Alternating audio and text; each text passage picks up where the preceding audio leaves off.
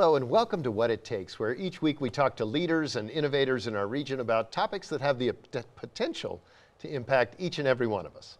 Today I'm joined by two new friends from Lynchburg, Gerald Griffin, Public Information Officer for Lynchburg Water Resources, and Erin Hawkins, Water Quality Manager with the City of Lynchburg, who are here to talk specifically about the removal of the College Lake Dam and in general about how policies and the way we think about private dams have evolved over the years. Welcome to both of you.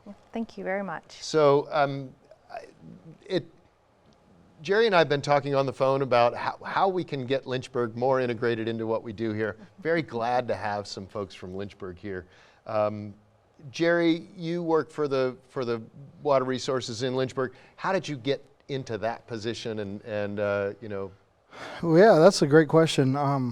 Joanne Martin, so right before COVID hit everybody, I was an apprentice for the city in the communications department.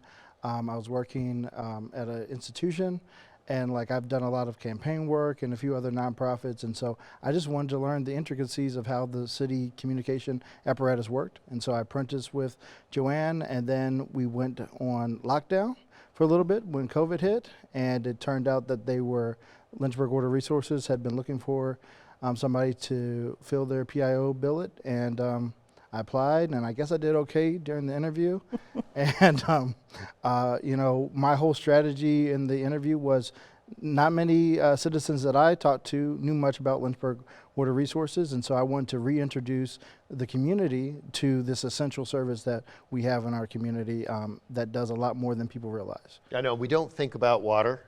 We turn on the tap and there it is, but we don't think about it until it's a problem. There you go. Erin, I know I don't know if you're a native of Lynchburg, but you went to Lynchburg College. I did. Our topic today, we're talking about water and this dam.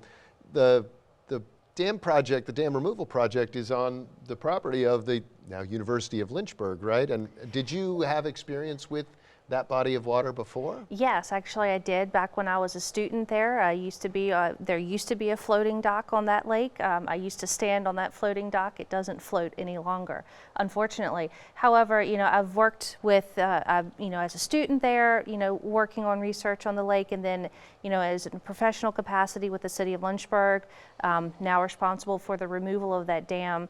It's been quite a kind of turn of events to see it come to this point, but you know, it's a real opportunity to improve public safety in our community. This dam, centrally located in the city, is it's high hazard, so it poses a threat to our community should it fail, and it very closely did back in 2018 when we had the flood event. So it is something that we're very passionate about, making sure that we do this, one, for the best interest of our community and public safety, but working closely with the university as well, because it's actually a joint venture of sorts, because the city actually owns the dam. So US 221 Lakeside Drive actually goes over the dam.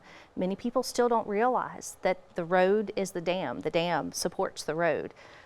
So with that project being done, we've had a bridge project that had to come into play and to be constructed before we could get our hands dirty removing the bridge, or removing the dam rather. So it's been quite a process over the past few years to get everything to kind of to the point where we're getting to of being able to actually remove the dam. And Jerry, I'm sure as a communicator, you would much rather be here talking about this process of removing the dam and restoring a wetlands than you would, let's think about the alternative. If this project weren't being dealt with, how much more difficult would it be to go to your community in the event of a major disaster? Yeah, so actually that was a funny story there. New on the job, we had a threat that went out from the National Weather Service to everybody. I think I had only been working maybe a month and a half. I just got back in from having pneumonia, and that was the threat, is that the dam was in imminent failure. And so I was on news explaining that it was a mishap, that the folks down, from the dam were not in danger, and that, it was really being thrown into the water right as soon as I started. So we don't actually want to live that terror. And Erin, worst case scenario, were this project not going forward, what are the risks of having a structure like the dam that could could fail in a major weather event?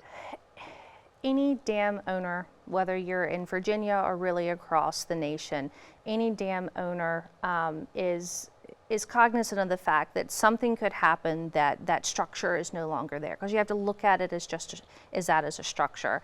And for us, understanding the construction of the original College Lake Dam and looking at how it was constructed, it wouldn't be constructed the same way again. It's an earthen embankment, more likely to overtop now than it has been in its almost 90-year existence. So the threat of that is something that is very real for any community. You know, the state through the Department of Conservation and Recreation through their flood safety program, you know, they do a lot of publications, they do a lot of outreach, they help communities understand what those risks are, and part of our process has been making sure that we can bring that dam up to standards. And what that means is that there are certain design standards that have to be met, and this dam just doesn't meet those. So when you weigh the pros and the cons and the benefits, what we found is that removing this dam, removing this structure is in the best interest of our community from a public safety perspective. Because dams, when they're high hazard, they have what's called an inundation zone. So in the event of a flood, a sunny day break, you kind of have an idea of what that inundation is. But you know, when you have a storm event coming, a 100-year storm or larger storm event, you have to look at what that zone of impact is downstream, and a lot of times that's a lot higher than even your 100-year floodplain.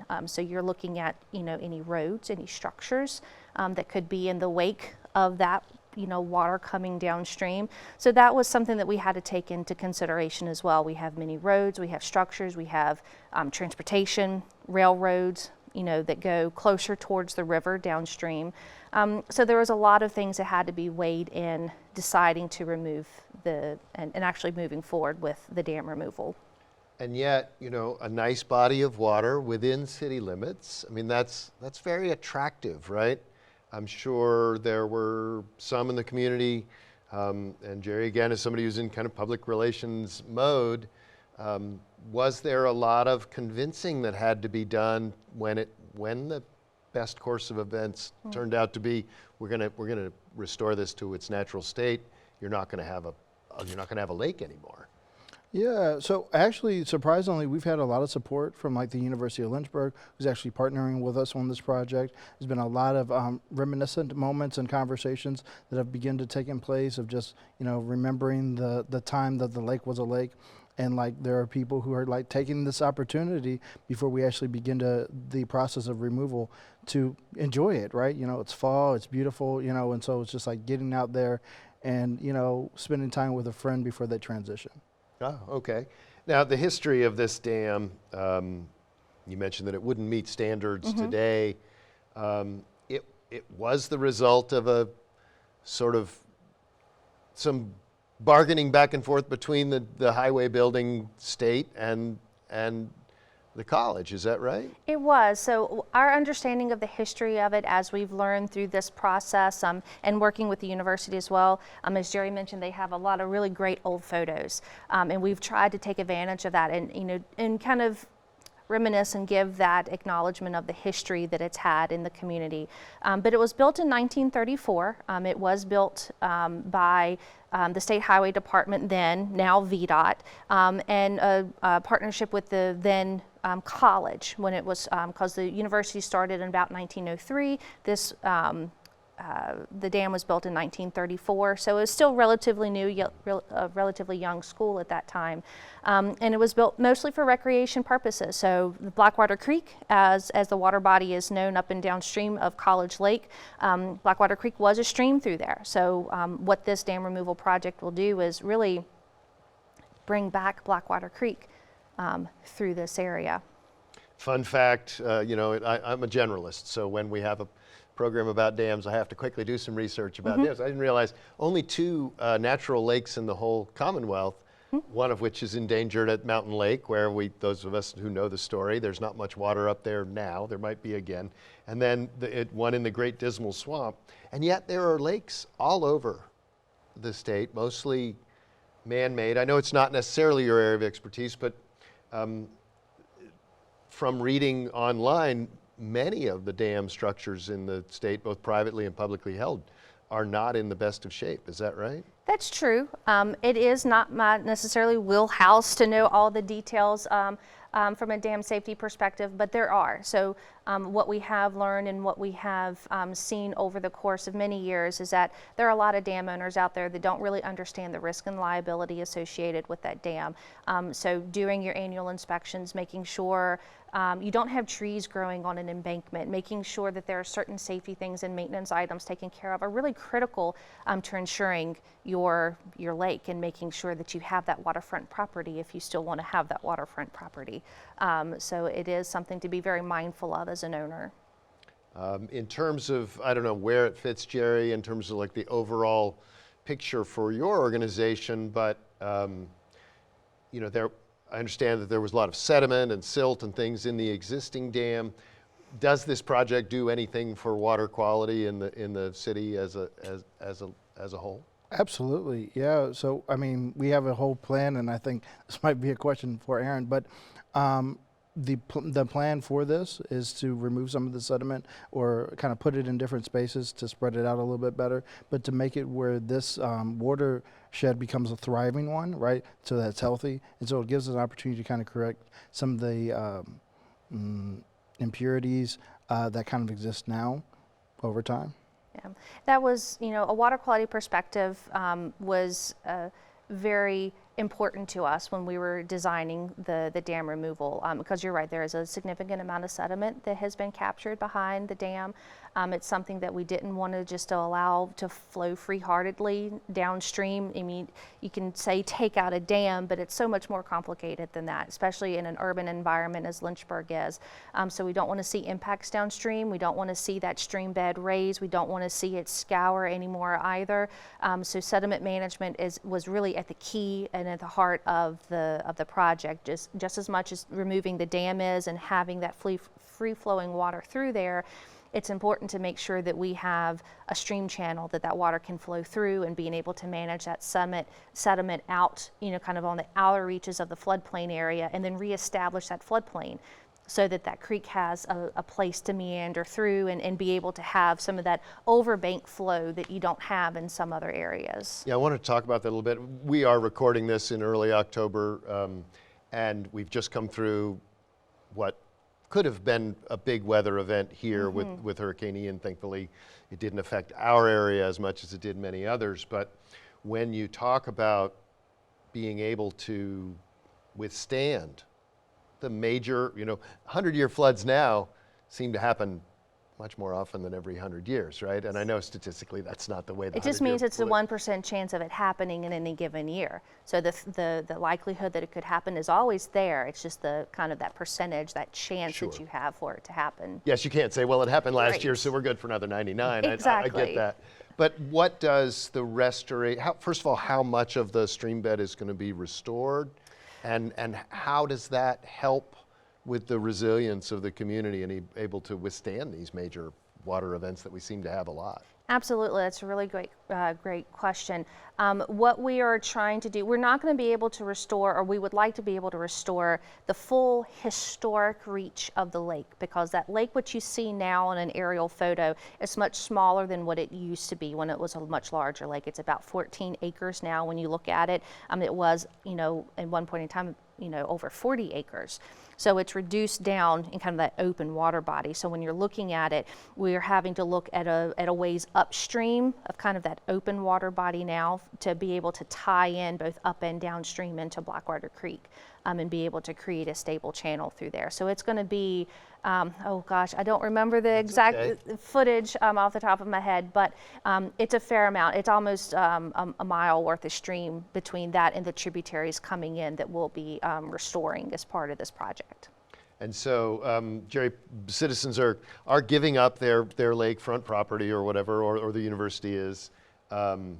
What are they going to gain in terms of recreation opportunities, you know, health, fitness opportunities, all of that with this project? Yeah, that's an awesome question because that's a part of the future planning, right? And so hopefully, funding allowing, right, we can develop a lot more trails.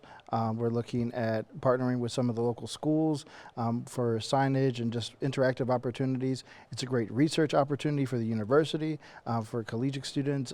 There's also it opens up to different tourism opportunities as well. So there's a lot of multifaceted opportunities that this becomes because of the work that we're doing in this area. Okay. And in terms of like the wildlife, we're going to have this much more natural as it was originally. What do you expect to see in terms of plants and animals that maybe haven't had a place to be in this spot? Right. And back in 2018, when we had to drain the lake before, we saw some of that transition with some of the wildlife that was there that lived in that lake system. And they adapted. They moved to different areas, and we saw them. You saw the footprints coming out of the lake bed when we were out there kind of keeping an eye on things. So they'll adapt. They'll move into new habitat. And then you'll see more of the kind of land-based population, the animal population, move into that corridor once it's dry land again versus a lake ecosystem. So what we have seen already is that there's a lot of wildlife because we do keep some monitoring out there. So we have some trail cams out there, and we've seen a little bit of everything out there between the deer, and I think we saw a coyote once captured. I think we did on there. Lots of turtles, a lot of birds, and we've even seen a rookery, heron rookery upstream of there before. So there'll still be that corridor, and that's one of the things of creating this connection both up and downstream is reconnecting that corridor through there so that animals can kind of traverse through there, and we'll see that happen naturally. I always like to, this is a really interesting project for Lynchburg, and we're super excited to talk about it, but have you also, has there been a connection from other communities who are also facing, there are thousands of dams, and and there's I think over 300 that are deemed high hazard in the state. Have you been in touch with anybody else who's wants some tips or pointers? Not particularly. That's not to say that we wouldn't be willing to have that conversation. I'm an open book in that case. So if anybody has a question or wants to talk about it, all they'd have to do is give me a call, and I'd be happy to share whatever and all information that we have. But that is something that we have done through this process, is done a lot of literature research and to do a lot of looking at what other communities have done or what other dam owners have done. And some of our research that we've implemented as part of this project is really because there has been a lack of information. Groundwater monitoring wells upstream of the dam to understand how we can tie design to create these wetlands that we want to do in the floodplain area, and being able to look at that. We've had to do some monitoring and do some research ourselves because some of that has not been out there through literature. So that is information that we hope to be able to share within this professional arena for other dam owners to utilize in their own projects in the future. Sure. Yeah, and I just kind of piggyback on that. I think that we might not get those calls right now because we're still underway, but I think as we get towards the conclusion of this project, it'll become an example for at least our state and maybe even the nation. Sure, and I guess I never did ask, like, when do you think this project, understanding that infrastructure projects take time and often delays, what is the timeline? Ultimately, what we would like to do is get started in the winter of 2023, so this upcoming winter, to get started, and it's about a 2-year window. The reason for that is to be able to get the dam removed during an optimal window of time. It's a better safety window of time to take it out, and we're working towards that process, working on some of the final things that we need to get done before we can go out to construction. But all of that is anticipated to happen soon, and then the project will last about 2 years between the dam removal and then the restoration efforts afterwards. And what is the role? The university obviously is involved in this. It's right on their front door. We've talked a little bit about learning labs, and we always like to talk about what are the educational opportunities in any project, on this program in particular. what do you think the university is looking forward to about having this kind of new environment? That's a really great question. We've worked very closely with some of their faculty and their administration on this. Dr. Laura Henry Stone gets a lot of kudos for, she has been at every meeting, at every conversation that we have had on this project along the way, carrying that information back to the university. We've also worked with a professor down at Christopher Newport University who's done a lot of research on the Great Dismal Swamp as well, down there to really kind of get that academic perspective, because we're local government, so we don't live in that academic world where he does.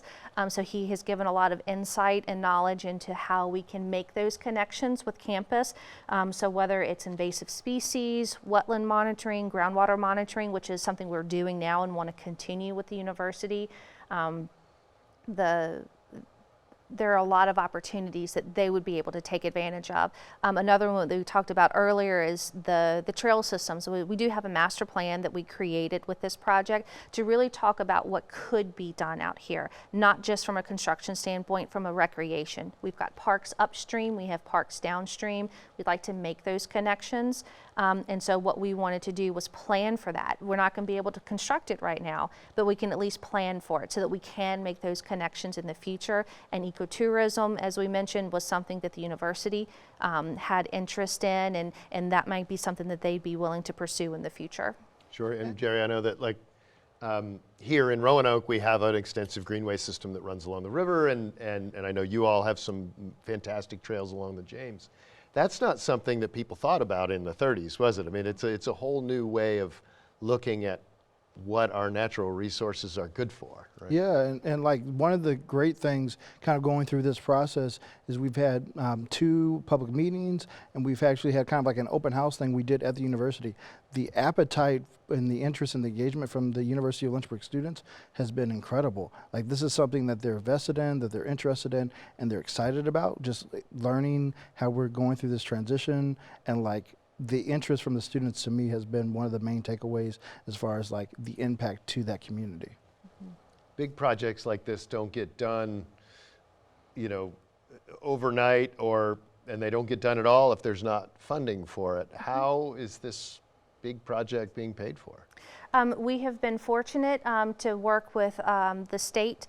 We were able to secure a $5 million loan through the Department of Conservation and Recreation that has gone towards the project, and then we were able to secure a state water loan essentially to be able to offset some of the cost, at least long term anyway, financially speaking. So it's been, we have looked at different funding avenues and ways of being able to make this the most economical way for our community as we can to be able to afford the project. It's a $20 million project at the end of the day. We also had to build a very expensive bridge that needed to be done. A lot of questions of why was it a 4-lane bridge? Because future projections showed we needed the capacity for a 4-lane bridge. So why put a 2-lane in when you can put a 4-lane in at this point in time? So we had to do a lot of kind of forward thinking in terms of where do we need to be in the future? What can we get accomplished now for that project? So it's been a major project for us in the city. So really, I mean, it's not just, you're not just removing a dam and building a bridge. It's also kind of you've got to look forward economic development wise. Mm-hmm. I'm sure there are probably things that have to go into it, like with any construction project, like how does this fit? It's 2000, what year is it now? It's 2022, right? Almost forgot. This is probably a 100-year project. Is that Mm-hmm. right, Jerry? Oh my goodness. I mean, we got to do what it takes, right?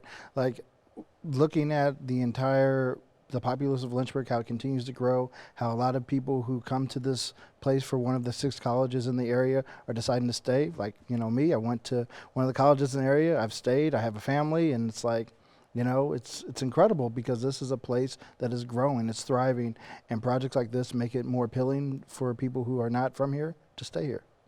And I know that if you haven't been to Lynchburg in a while, those of us here in Roanoke often don't go that way. But when you do, oh my goodness, just what's happened there. How much has the community changed since since you remember being there much younger? Gosh, I pretty much was born and raised in Lynchburg. Nobody knew Rustburg when I was growing up, so I'm actually just south of Lynchburg. But it's grown up tremendously. I mean, it is not the same town of what it was when I was a child as well. So there is a lot more to offer. Our downtown is booming thanks to the reinvestment that has gone on down there. So it is. It's a pretty special place to be. Somewhere maybe I didn't quite appreciate as much as when I was a child as I do now as an adult with my own family and working in the community as we do.